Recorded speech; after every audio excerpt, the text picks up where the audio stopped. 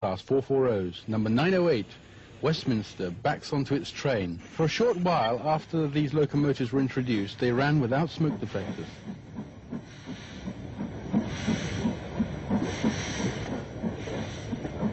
Still at London Bridge, we have some rare Dufay colour footage taken in 1938 of 1491, a Wainwright E-Class 440.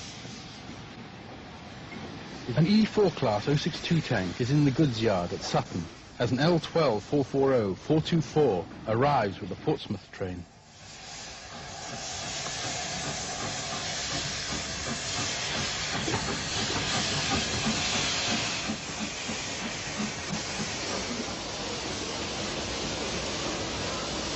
Later, number 433, another member of the class, designed by Dougal Drummond for the London South Western Railway and later modified by Urey, is seen at Sutton Station.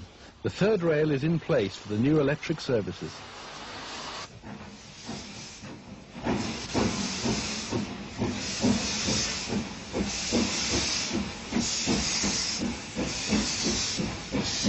St. Paul's today looks down over a very different London skyline to that of the early 1930s.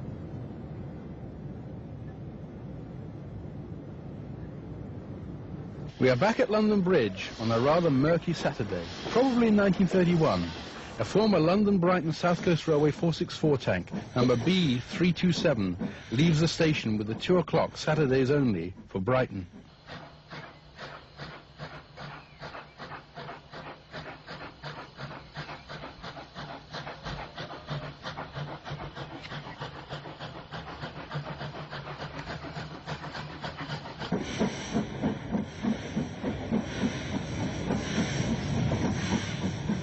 The first part of the film is also a reminder of just how grim conditions could be in the days before the Clean Air Acts in the 1960s. This is New Cross, blanketed in fog. C.J. Bernard, the man who made this film of the Baltic tank between London Bridge and the flyover beyond Norwood Junction, must have spent a lot of time poring over timetables, or else, as we shall see, he was just plain lucky.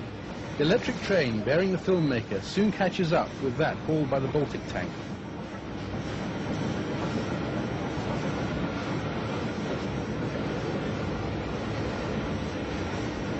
Though the steam train catches up when the electric unit stops.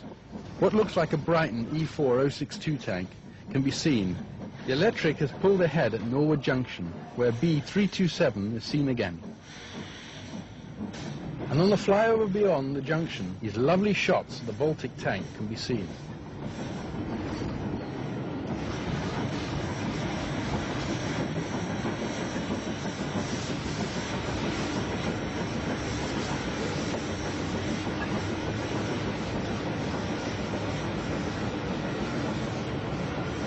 Moving on to East Croydon, one of Maunsell's N-class moguls, introduced on the Southeastern Chatham in 1917, passes through the station. Like many Eastern Division mainline trains in the 1930s, the formation includes Pullmans.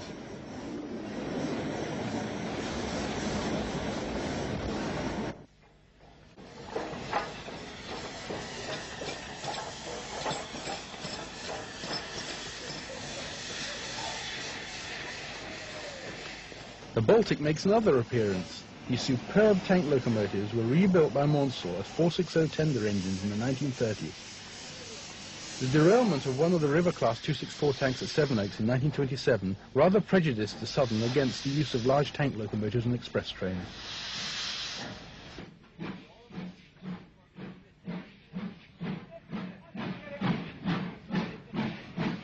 A King Arthur on the Down Southern Bell completes this sequence at East Croydon.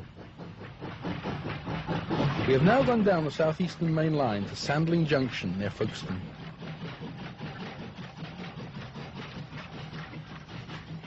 A Schools Class 440 passes through the station on an up express.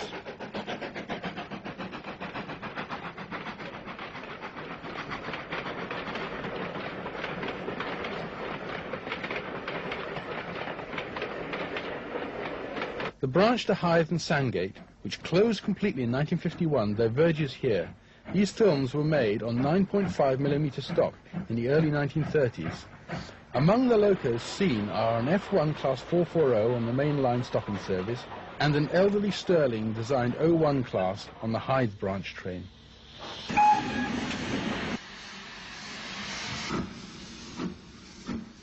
A Lord Nelson 460 passes through Sandling Junction with a boat train consisting of a typical southern mixture of Pullmans and ordinary stock. The next part of the programme concentrates in Folkstone, and in particular the branch to Folkstone Harbour.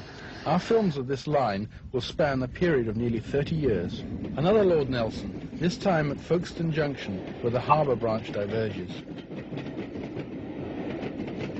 An R1 class 060 tank drifts down towards the harbour with vans consisting of passengers' luggage.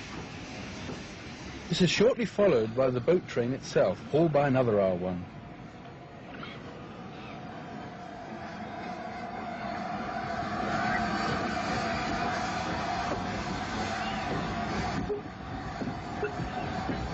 In the 1930s, roll-on, roll-off ferries were still a thing of the future. This is how cars for the continent were dealt with at Folkstone Harbour at that time.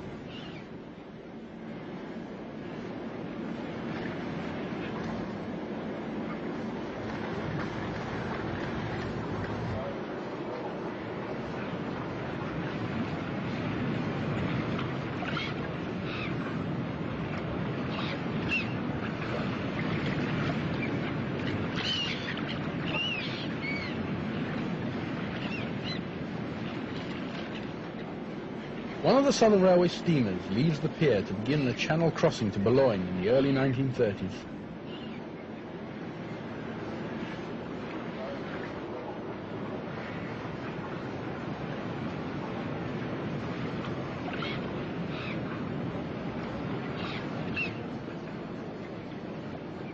Shunting at the harbour is one of the former Southeastern and Chatham P-Class 060s, number 27. This loco was preserved on withdrawal over 30 years later and can now be seen on the Bluebell Railway in Sussex.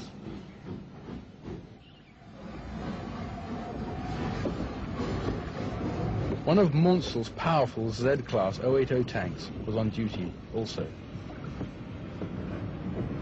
Though it was only 3/4 of a mile long, the double-track Folkstone Harbour branch was one of the most spectacular sections of railway in the whole of the British Isles.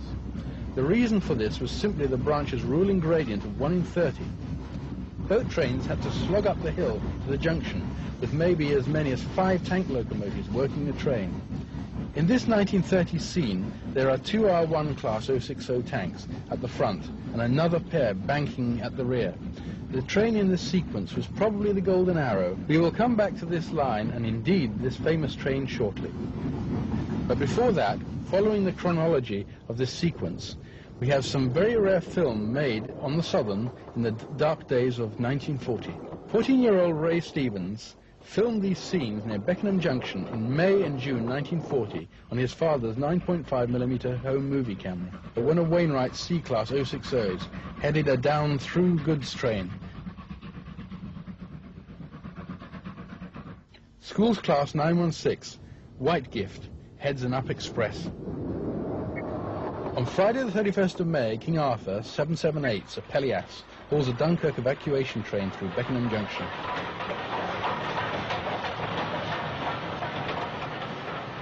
This is followed by C-Class 060 1572 on a down goods. The boy filming the train is now chairman of the society which has preserved 592 of the class, which is now preserved on the Bluebell Railway.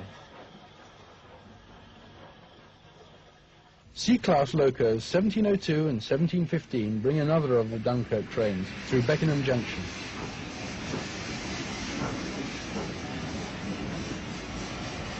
E-Class 1175 powers a train of GWR stock containing more soldiers rescued by the little ships.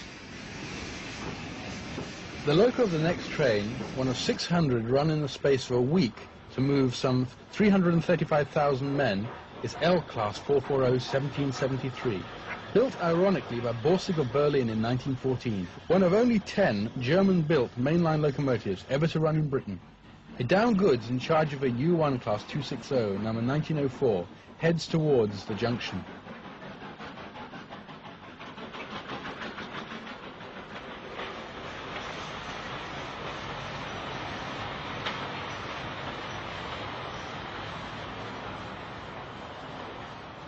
An unidentified King Arthur heads a down express along the same stretch of track.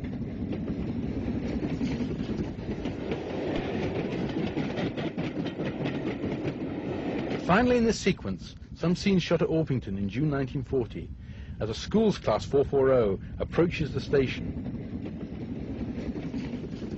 A C-Class 060 and an H-Class tank are glimpsed in the yard. The Schools Class on an up express passes the carriage shed, which bears signs of damage by enemy action. The phony war was definitely over. Back at Folkstone Harbour to observe the changing scene on the branch in the 1950s. A steamer from France reverses into her berth. A train comes down the incline to the harbour to meet it, with an R1060 tank in charge.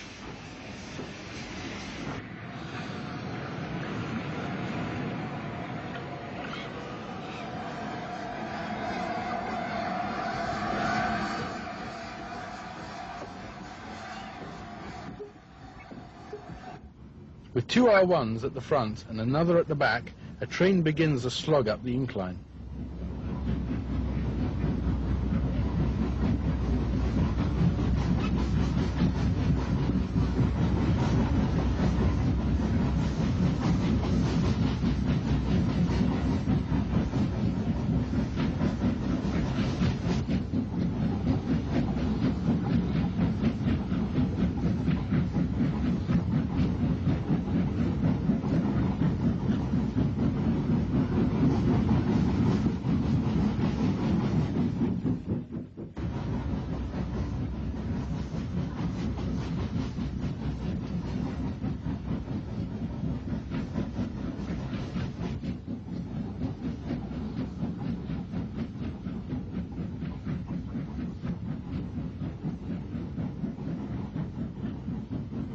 Seen further up the incline on another occasion, this time with three R1s on the front and one on the back, the odd coach being a blood and custard vehicle.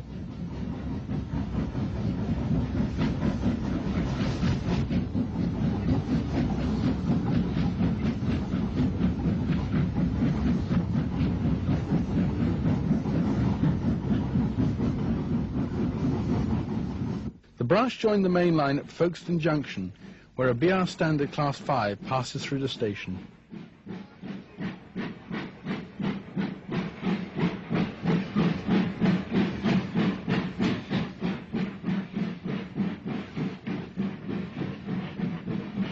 A bullied light Pacific in original condition passes through without stopping on a boat train service for Dover. Schools Class 440 is on the up surface.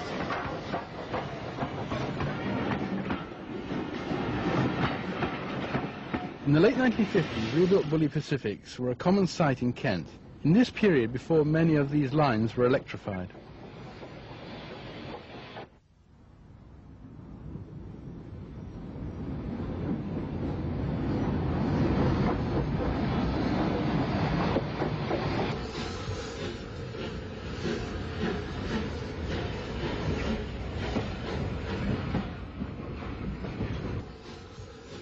Number 34012, Launceston, adds the Folkstone portion of the Man of Kent.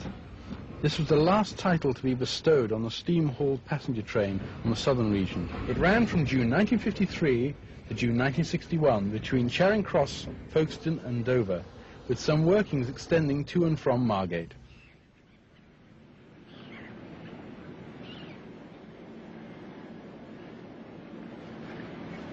Back at Folkstone Harbour, the SS Deal is being loaded, and the change of motive power on the incline has become apparent.